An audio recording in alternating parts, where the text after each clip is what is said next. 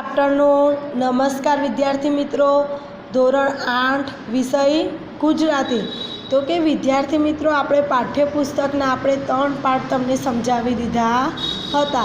હવે આપણે જુલાઈ મહિનામાં જે એકમ કસોટી એમાં કે ગણિત અને ગુજરાતી બંનેની તમારી પરીક્ષા આવશે। તો એ પરીક્ષામાં જે ગવર્મેન્ટ તરફથી પેપર કાઢે છે એકમ કસોટીના, એ જ્ઞાન સેતુ બ્રિજ કોર્સ એમાંથી એ પેપર પૂછાય છે।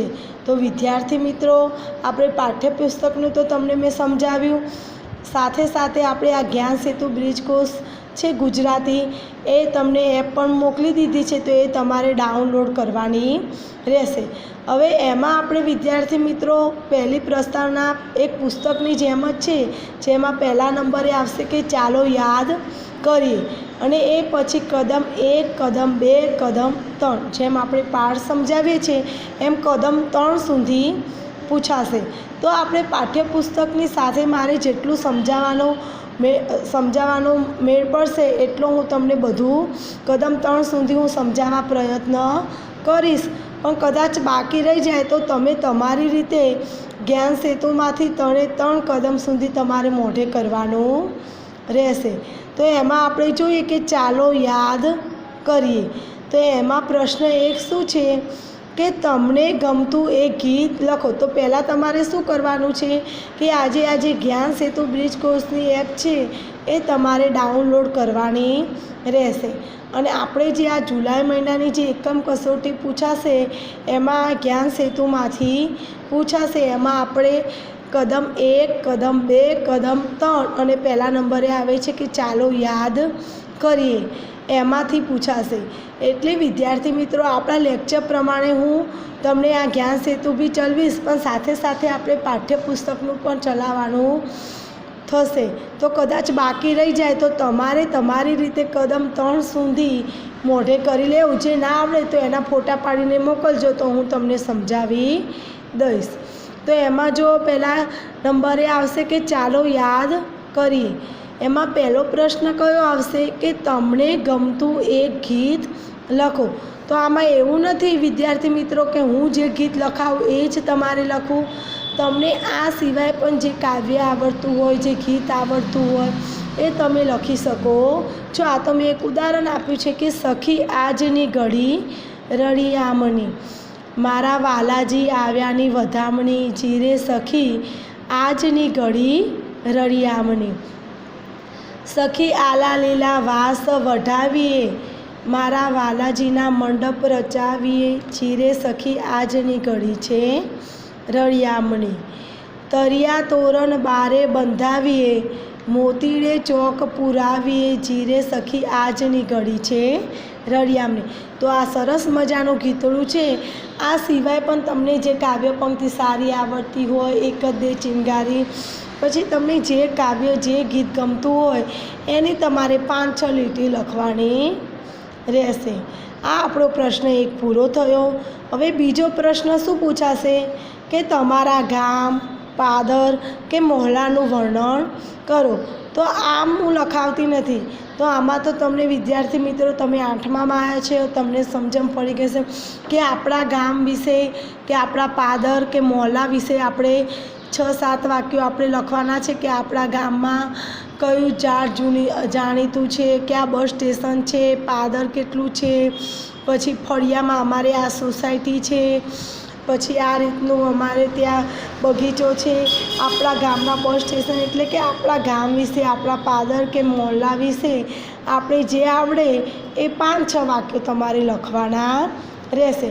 એટલે કે આ પ્રશ્ન 2 મેં તમારા માટે રાખ્યો છે, તમે જાતે લખી લેશો। ત્રીજા નંબરનું છે કે નીચેના શબ્દ ચોરસમાં આપેલા રૂઢિપ્રયોગ શોધી નીચે આપેલો અર્થ લખો। તો વિદ્યાર્થી મિત્રો, મારી પાસે પણ આનું પુસ્તક નથી, એટલે મેં પણ આ ડાઉનલોડ કરી આ રીતનું લખ્યું છે। તો એમાં જે શબ્દ ચોરસ આપેલું છે એ શબ્દ ચોરસમાં સવાલ આપણે લખેલા હશે અને જવાબ આપણે એમાંથી શોધવાના છે। તો મેં આ કોષ્ટક દોરાવ્યું નથી, હું તમને ડાયરેક્ટ રૂઢિપ્રયોગની સામે એના અર્થ લખાઈ દઉં છું, તો કદાચ પરીક્ષામાં પૂછાય તો તમને એ આવડે। પહેલા નંબરનું રૂઢિપ્રયોગ શું છે કે પાછા વળી જો, એટલે શું આવશે? પૂંઠ વાળવી. ફરીથી કહું છું, પાછા વળી જો, એટલે એનો અર્થ શું થશે? પૂંઠ વાળવી. બીજા નંબરનું છે કે ખૂબ ગુસ્સે થવું, તો એનો અર્થ શું થશે? લાલ પીળા થવું.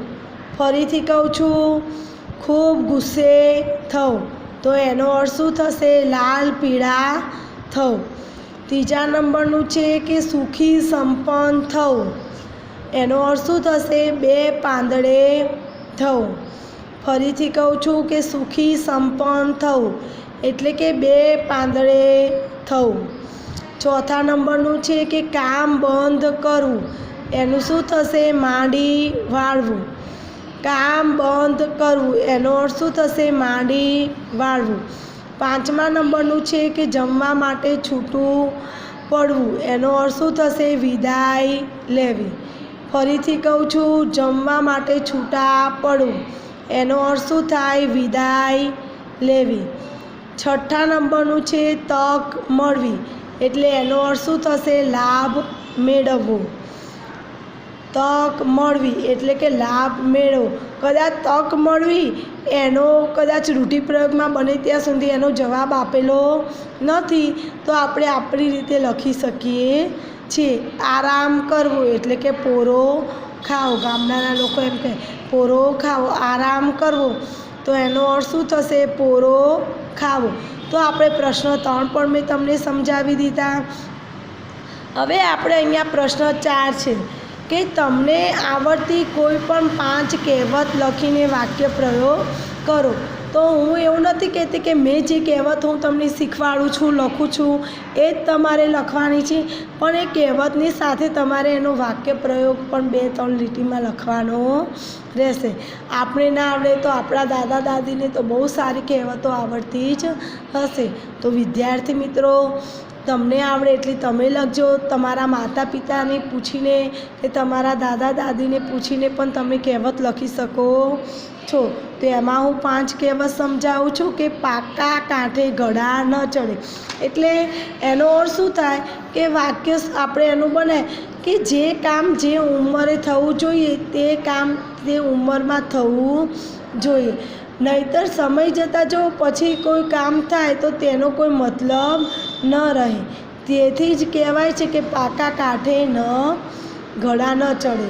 ફરીથી કહું છું કે જે કામ અત્યારે જ વિદ્યાર્થી મિત્રો, જો તમે અત્યારથી તમારા અક્ષર સારા કાઢશો તો છેક સુધી તમારા અક્ષર સારા રહેશે. પણ અત્યારથી તમે તમારા અક્ષર સુધારવાનો પ્રયત્ન નહીં કરો તો તમારા અક્ષર છેક સુધી ખરાબ જ રહેશે. એટલે કે જે કામ જે ઉંમરે થવું જોઈએ તે જ ઉંમરે થવું જોઈએ, નહીંતર જો સમય જતાં પછી તમે કરો તો તેનો કોઈ મતલબ એટલે કે અર્થ રહેતો નથી. તેથી જ કહેવાય છે કે પાકા કાંઠે ઘડા ન ચડે. બીજા નંબરનું છે કે ઝાઝા હાથ રળિયામણા. એટલે કે આપણે જો ઝાઝા હાથ રળિયામણા એનો કોઈ કે એક કરતાં જો વધુ લોકો સાથ સહયોગથી કામ કરે તો તે કામ જલ્દી સફળ થાય છે. તેથી જ કહેવાય છે ઝાઝા હાથ રળિયામણા. આપણા સોસાયટીમાં નવરાત્રિનો પ્રસંગ થાય, શરદ પૂનમના ગરબાનો, એટલે કે કોઈ મોટો પ્રસંગ થતો હોય તો કે સોસાયટીના દરેક સભ્ય સહયોગ આપી હળી મળીને કામ કરે તો એ કામ વધારે સારું થાય છે. તો આપણે કે સ્કૂલમાં જ કોઈ ટીચરે પ્રોજેક્ટ બનાવવા આપ્યો છે તો તમે એકલા વિદ્યાર્થી મથ્યા કરો અને 3-4 વિદ્યાર્થી પૈસાનો અને મહેનતનો, એટલે કે 3-4 વિદ્યાર્થીઓ ભેગા મળીને કામ કરો તો એ પ્રોજેક્ટ સરસ થાય છે. એટલે કે ઝાઝા હાથ રળિયામણા એનો અર્થ થાય કે એક કરતાં વધુ લોકો સાથ સહયોગથી જો કામ કરે તો એ કામ જલ્દી સફળ થાય છે. તેથી જ કહેવાય છે ઝાઝા હાથ રળિયામણા. હવે ત્રીજા નંબરનું છે કે ભાવતું હતું તે વૈધે કહ્યું. એટલે કે આપણે જે જોઈતું હોય એ જ આપણે મળી જાય, એટલે એનો અર્થ થાય છે કે ભાવતું હતું તે વૈધે કીધું. એ આપણે એનું વાક્ય પણ બનાવીશું કે હું ડૉક્ટર પાસે દવા લેવા ગયો ત્યારે જમવામાં શું ખાવું, એમ પૂછતા મને ભાવતું હતું તે જ વૈદ્યે કીધું. હવે આપણે આઈસ્ક્રીમ વધારે ભાવતો હોય અને ડૉક્ટરે એમ કીધું હોય કે તમારે આઈસ્ક્રીમ જ ખાવાનો છે તો આપણે તો મજા પડી જાય, કારણ કે આઈસ્ક્રીમ તો ભાવે જ છે અને પાછું ડૉક્ટરે પણ કહ્યું છે.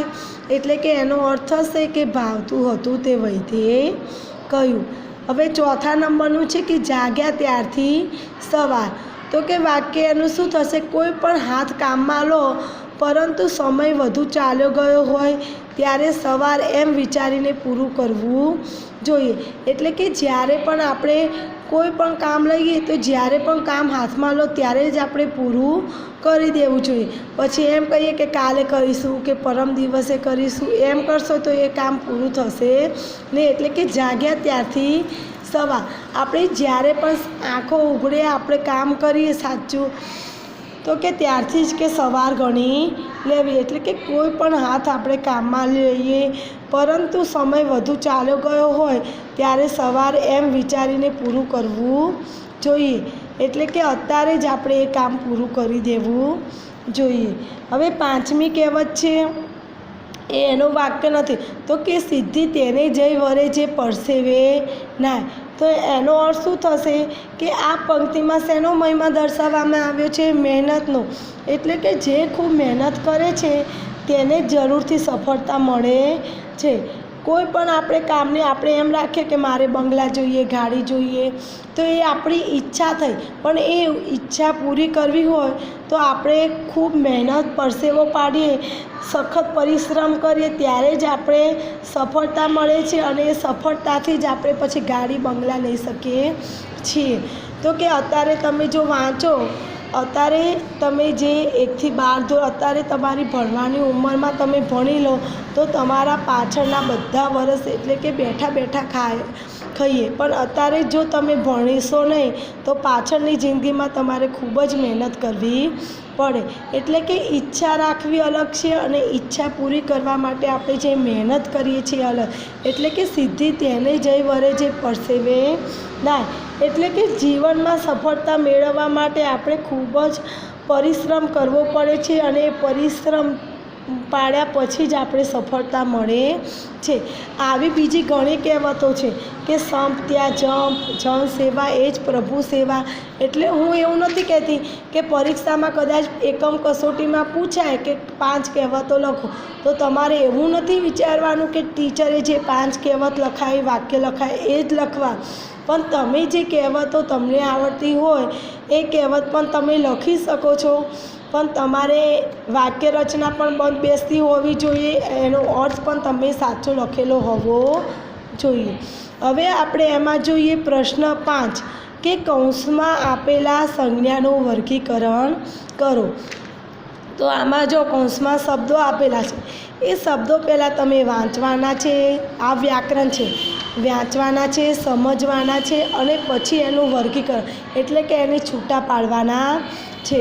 તો જોઈએ કે રડવું, સરદાર, સરોવર, પ્રેમ, ચા, ઘી, આંબો, આકાશ, ચોખા, ધીરજ, હરકચંદ, બિરબલ, સૈનિક. એમાં સંજ્ઞામાં તમને કોષ્ટક ખાના આપેલા હશે.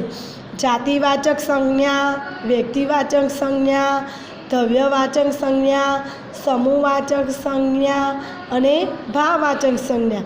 એટલે કે આમ પ્રકારની 5-6 પ્રકારની સંજ્ઞા હોય છે. એટલે કે એકમ કસોટીમાં આપણે પુસ્તકની સાથે સાથે વ્યાકરણ પણ પૂછાતું હોય છે. તો કે વ્યક્તિવાચક સંજ્ઞા એટલે વ્યક્તિવાચકનો અર્થ શું થાય? કોઈ પણ નામ હોય, નામનો ઉલ્લેખ હોય તેને આપણે વ્યક્તિવાચક સંજ્ઞામાં ગણાવીશું. તો અહીંયા તમે જોઈ શકો છો સરદાર સરોવર. એટલે કે આ સરદાર એનું નામ છે તો કે સરદાર સરોવર. આ ડેમનું નામ સરદાર આપેલું છે તો કે સરદાર સરોવર. તો અહીંયા સરદાર સરોવર આપણે લખીશું. બીજો તમને વ્યક્તિવાચકમાં આપણે કયો શબ્દ લઈશું? આકાશ, પછી હરકચંદ અને છેલ્લે બિરબલ. તો આ 4 શબ્દો કયા થશે? વ્યક્તિવાચક સંજ્ઞા થશે. હવે જાતિવાચક સંજ્ઞા. તો જાતિવાચક સંજ્ઞામાં પણ તમે જોઈ શકો છો જાતિ એટલે કે આ જાતિ બતાવે છે. આંબો, એટલે કે આ આંબાનું ઝાડ છે. આપણે કોઈને કહીએ કે તમારા ઘરે આ શેનો છોડ છે, કોઈએ આંબો વાવ્યો હોય, કોઈએ તુલસી વાવ્યું હોય, પછી કોઈએ પીપળો વાવ્યો હોય, લીમડો વાવ્યો હોય, તો આપણે એની જાતિ દર્શાવીએ છીએ. જાતિવાચક સંજ્ઞા એને કોઈ પણની શબ્દની આપણે જાતિ દર્શાવીએ તો એને જાતિવાચક સંજ્ઞા કહેવામાં આવે છે. આંબો એની જાતિ છે એટલે કે આંબો જાતિવાચકમાં આવશે. સૈનિક એટલે કે આ સૈનિક છે. આ ડૉક્ટર છે. આમાં ડૉક્ટર કેવા શબ્દો આપેલા નથી, આપણે કૌંસમાં જે શબ્દો આપેલા છે એમના ઉપર એને જ આપણે સંજ્ઞામાં વર્ગીકરણ કરવાનું છે. તો સૈનિક, તો એ સૈનિક શબ્દ પણ જાતિવાચકમાં આવશે. હવે દ્રવ્યવાચક શબ્દ, હવે દ્રવ્યવાચક શબ્દમાં એટલે કે એનો અર્થ શું થશે કે જેનો ઓગળી જતો હોય કોઈ પણ પદાર્થ હોય, ધારો કે ચા બનાવીએ, ચામાં દૂધ નાખીએ તો એ પણ મળી જાય, ઘી, ચોખા રાંધીએ તો ચડી જાય, એટલે કે કોઈ પણ પદાર્થ ઓગળી જાય એટલે કે તેનું દ્રાવણ થાય એને દ્રવ્યવાચક સંજ્ઞા કહેવામાં આવે છે. તો આમાં તમે જોઈ શકો છો કે ચા, ઘી, ચોખા એ આપણે શેમાં લખીશું? દ્રવ્યવાચક સંજ્ઞામાં લખીશું. સમૂહવાચક, તો આપણે આમાં કોઈ સમૂહવાચક શબ્દ દેખાતો નથી. દેખાય છે તમને? હજુ કદાચ સેના, તો સેનામાં એટલે કે બહુ બધા, એટલે કે તમે જો 8-10ની ફોજ તૈયાર થાય ત્યારે આપણે એને સેના શબ્દ આપીએ છીએ કે આ મિલિટરીની સેના આવી. જ્યારે રથયાત્રા હોય છે ત્યારે આખી મિલિટરીની ફોજ સુરક્ષા માટે ઉતારેલી હોય છે એટલે કે આ મિલિટરીની સેના આવી છે. તો આમાં કદાચ કોઈ સેના કે એવો શબ્દ આપેલો હોય તો આપણે સમૂહવાચકમાં લખી શકીએ, પણ આમાં કોઈ એવો શબ્દ આપેલો નથી એટલે કે એ સમૂહવાચકમાં ગણાશે નહીં. હવે આપણે જોઈએ ભાવવાચક, એટલે કે કોઈ પણ વ્યક્તિ તે કંઈક કહે છે ત્યારે ભાવ દર્શાવતી હોય છે. કોઈનામાં પ્રેમનો ભાવ હોય, કોઈ નિરાશા, કોઈને એટલે કે નિરાશાનો ભાવ હોય, ધીરજ, એટલે દરેકના એટલે કે ભાવ સૂચવતા શબ્દોને આપણે ભાવવાચક સંજ્ઞા કહીશું. તો આમાં તમે જોઈ શકો છો કે કયો શબ્દ આવશે? તમે જોઈ શકો છો આમાં રડવું, તો કે આપણે રડી રહ્યા છીએ, એક ભાવ દર્શાવે છે, તો રડવું પણ ભાવવાચકમાં આવશે. પછી પ્રેમ, એટલે કે આ માણસ આને પ્રેમ કરે છે, એ પણ એક જાતનો ભાવ દર્શાવે છે એટલે પ્રેમ પણ એમાં આવશે. અને ધીરજ, એટલે કે આ વ્યક્તિ ધીરજવાળી છે કે આનામાં ખૂબ જ ધીરજ છે, એ પણ એક ભાવ દર્શાવે છે એટલે કે ભાવવાચક સંજ્ઞામાં આવશે. હવે આપણે પ્રશ્ન 6માં શું છે કે ધોરણ 7માં ભણી ગયેલ એકમમાંથી તમને સૌથી વધુ પાત્ર હોય તે પાત્ર વિશે લખો. તો વિદ્યાર્થી મિત્રો, આ જ્યારે એકમ કસોટી પૂછાવાની છે એમાં 6ઠ્ઠા ધોરણનું 7મામાં પૂછાય છે, 7માનું 8મામાં પૂછાય છે, આ રીતે પણ અમુક પૂછાતું હોય છે. એટલે કે 7મામાં તમે જે પાઠ ભણી ગયા છો એમાંથી તમને જે એક પાત્ર વધારે ગમે તો તમારે 7માનું પાઠ્યપુસ્તક લઈને બેસવાનું અને તમને જે પાત્ર ગમે એ પાત્ર વિશે તમારે 5-7 વાક્યો લખવાના રહેશે. હવે આપણે જોઈએ પ્રશ્ન 7 કે મારું ગામ પાદર વિશે લખો. તો આપણા ગામનું પાદર ક્યાં આવેલું છે, કેવું છે, એના વિશે આપણે લખવાનું છે. તો એ તો દરેક વિદ્યાર્થી મિત્રોને આવડતું જ હશે. તો તમારે તમારા ગામ વિશે લખવાનું રહેશે કે મારું ગામ પાદર વિશે લખો. તો તમારે એનું લખવાનું છે. હવે આપણે આમાં પ્રશ્ન 8 વિરામ ચિહ્ન, આ પણ વ્યાકરણનો છે. પૂર્ણ વિરામ, ઉદ્ગાર ચિહ્ન, પ્રશ્ન ચિહ્ન, અર્ધ વિરામ, ગુરુ વિરામ વિશે 2-2 વાક્ય લખો. તો તમે 5મા 6ઠ્ઠામાં પણ ભણી ગયા હશો, 7મામાં, અને હવે તમે 8મામાં આવ્યો એટલે કે તમને આનો અર્થ આવડતા જ હોવા જોઈએ. કે વિરામ ચિહ્નનો ઉપયોગ, તો એમાં પૂર્ણ વિરામ, તો પૂર્ણ વિરામની નિશાની કઈ આવશે? આ કે કોઈ પણ વાક્ય પૂરું થાય એના અંતે જે નિશાની કરવામાં આવે છે તેને પૂર્ણ વિરામ કહેવામાં આવે છે. વાક્ય પૂરું થાય એના અંતે જે નિશાની કરીએ છીએ તેને શું કહીશું? પૂર્ણ વિરામ. હું 7મા ધોરણમાં અભ્યાસ કરું છું. અહીંયા વાક્ય પૂરું થયું એટલે આપણે પૂર્ણ વિરામની નિશાની કરી. બીજા નંબરનું છે કે મારું નામ હિતેશ છે. એ વાક્ય પણ અહીંયા પૂરું થયું એટલે અહીંયા આપણે પૂર્ણ વિરામની નિશાની કરી. હવે ઉદ્ગાર ચિહ્નની નિશાની કરવાની છે. તો ઉદ્ગાર ચિહ્નનો પણ અર્થ હું તમને સમજાવી દઉં છું કે આપણે આશ્ચર્ય, તિરસ્કાર, ગુસ્સો, કોઈના પ્રત્યે ધિક્કાર એ બધા ભાવ દર્શાવવા માટે ઉદ્ગાર ચિહ્નનો ઉપયોગ કરવામાં આવે છે. તો ઉદ્ગાર ચિહ્નની નિશાની ક્યાં છે? આ રે. તો તમારે ઉદ્ગાર ચિહ્નના વાક્ય લખે તો આ નિશાની પણ અંદર ફરજિયાત કરવી પડે. અરે આ ફૂલ કેટલું સુંદર છે, એટલે અહીંયા કે પૂછું છું આશ્ચર્ય સાથે, એટલે કે અહીંયા ઉદ્ગાર ચિહ્ન નિશાન. અરે વાહ, તે ઉંદર જોઈ